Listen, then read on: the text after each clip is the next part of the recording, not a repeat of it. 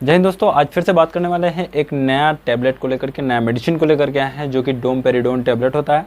ठीक है, domperidone tablet की अगर बात करें तो ये एंटी सिकनेस मेडिसिन होती है। और सिकनेस का मतलब ये होता है जो कि नोजिया और वोमिटिंग, और एंटी का मतलब होता है उसके अगेंस्ट, यानी कि नोजिया वोमिटिंग जो होती है यानी कि जी मचलाना या फिर उल्टी होना, तो उसके अगेंस्ट में जो मेडिसिन का यूज़ करा जाता है उसे एंटी सिकनेस बोला जाता है। ठीक है, तो ये डोमपेरिडोन मेडिसिन जो है एंटी सिकनेस की तरह काम करता है।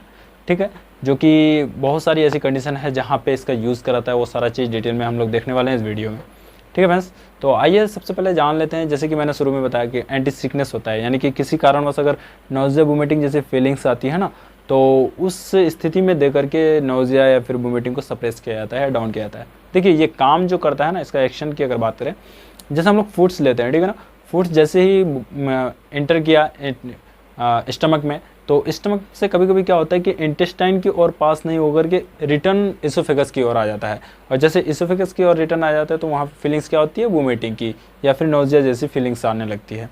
तो ये डोमपेरिडोन जो क्या करता है कि जैसे इस मेडिसिन को लेते हैं तो ये करता है पुश, एक तरह से फूड्स को पुश करके नीचे की ओर यानी इंटेस्टाइन की ओर पुश कर देता है, ताकि यहाँ पे पूरी तरीक़ा से फूड डाइजेशन हो जाए। ठीक है, तो इसका काम है पुश करना और साथ में नोजिया वोमिटिंग की फीलिंग को भी कम करना। ठीक है, तो यही देखने वाले हैं डिटेल में कि कौन कौन सी ऐसी कंडीशन है जहाँ पे इस तरह की स्थिति आती है और इस डोमपेरिडोन मेडिसिन का यूज़ करा जाता है। तो सबसे पहले बता दूं कि ये मेडिसिन जो है डोमपेरिडोन जो है, ये एक कंपोजिशन है और ये आपका अलग अलग नाम से मार्केट में अवेलेबल होती है।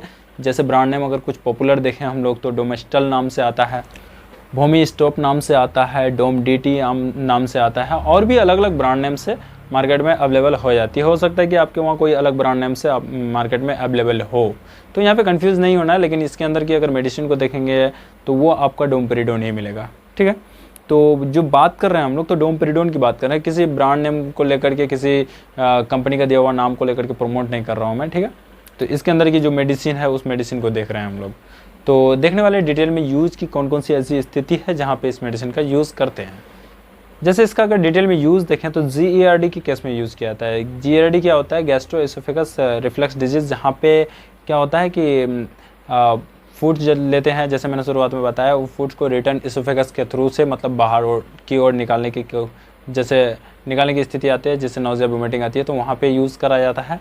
और साथ में अगर देखें हम लोग तो जैसे कि सर्जरी के बाद, पोस्ट सर्जरी के कंडीशन में, सर्जरी के दौरान जब एनेस्थेसिया लगाया जाता है, ठीक है, तो उस एनेस्थेसिया के कारण नोजिया और वोमिटिंग की फीलिंग्स जो आती है उस फीलिंग्स को भी रोकने के लिए इस मेडिसिन का यूज़ करा जाता है। और उसके साथ साथ अगर देखें तो माइग्रेन के केस में भी यूज़ करते हैं। माइग्रेन में हेडेक बहुत ज़्यादा होती है, यानी कि हेड में बहुत ज़्यादा पेन होने लगती है, तो उस पेन के कारण भी नोजिया वोमिटिंग जैसे मतलब फीलिंग्स आने लगती है, तो उस फीलिंग को भी कम करने के लिए, ठीक करने के लिए इस मेडिसिन का यूज़ करते हैं। और साथ में मोशन सिकनेस में भी इसका यूज़ करा जाता है। मोशन सिकनेस में जैसे यात्रा के दौरान या फिर ट्रेवलिंग के दौरान कहीं जा रहे हैं तो वहाँ पे अगर चक्कर आता है या फिर वोमिटिंग जैसी फीलिंग आती है, तो उस स्थिति में भी डोमपेरिडोन मेडिसिन का यूज़ करते हैं।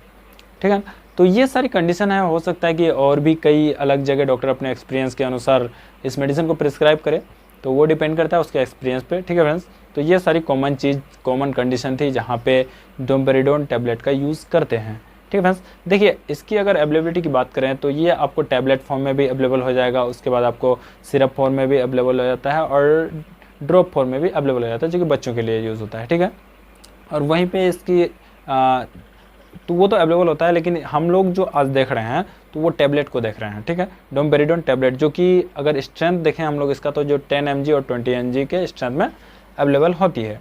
ठीक है, तो ये तो थी यूज़ और स्ट्रेंथ और अवेलेबल किस किस कंडीशन में होता है। ठीक है, तो अब देख लेते हैं इसका कि कितना डोज दिया जाता है। देखिए इसको ना, अगर एडल्ट डोज की अगर बात करें, जैसे एडल्ट डोज अगर देखें तो उस एक टेबलेट यानी दिन में 2 बार या फिर दिन में 3 बार दिया जा सकता है।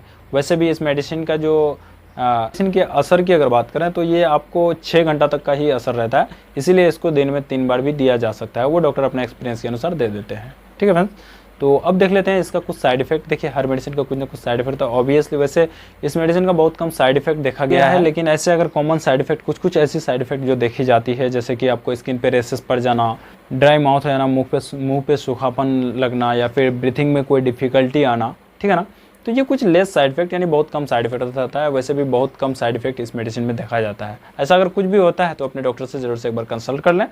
और हो सकता है कि अगर एंटी सिकनेस की जो मेडिसिन होती है तो उस मेडिसिन से अगर आपको एलर्जिक रिएक्शन है तो वो अपने डॉक्टर को अपना मेडिकल हिस्ट्री बता दें। आई होप कि सारा चीज़ क्लियर हो गया फ्रेंड्स कि डोमपेरिडोन जो है कहाँ यूज़ करा जाता है, किस स्थिति में दिया जाता है, कितना डोज दिया जाता है, वो सारा चीज़ क्लियर हो गया। तो फिर मिलते हैं नेक्स्ट वीडियो में। आज का वीडियो यहीं समाप्त करते हैं फ्रेंड्स।